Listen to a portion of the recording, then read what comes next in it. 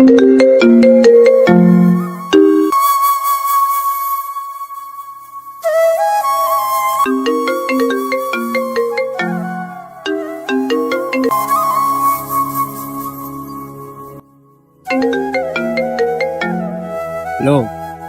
আরে বারে বারে ফোন দিয়েছো কি লিগা? তাকে সোনা ফোন কাটে দিছি, শুনলা হ।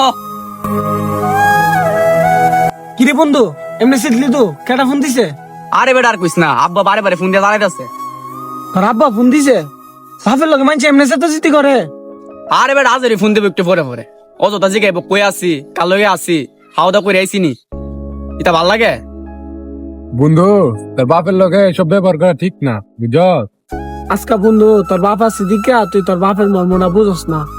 তোর যে সময় বাপ থাকতো না, এই সময় তুই বুঝবি বাপ কি জিনিস। বন্ধু, আজ তোর বাপ বাচ্চা আছে দিকা তোরে ফোন দে। আমরা বাপ বাচ্চা নাই, এলাকা আমরা এই ফোনটি মিস করি।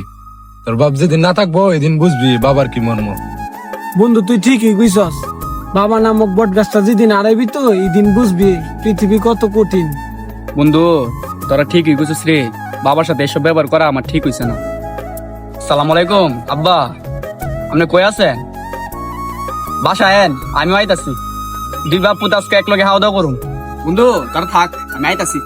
বাবা থাকতে তার মূল্য দিন, কারণ বাবা চলে গেলে তার শূন্যতা কোনো কিছুতেই পূরণ করা যায় না। বাবার ছায়া ও তার দয়া জীবনের সবচেয়ে বড় সম্পদ। বাবা জীবিত থাকতে তার সম্মান করুন, কারণ বাবা হারিয়ে গেলে আফসোস ছাড়া কিছুই থাকবে না।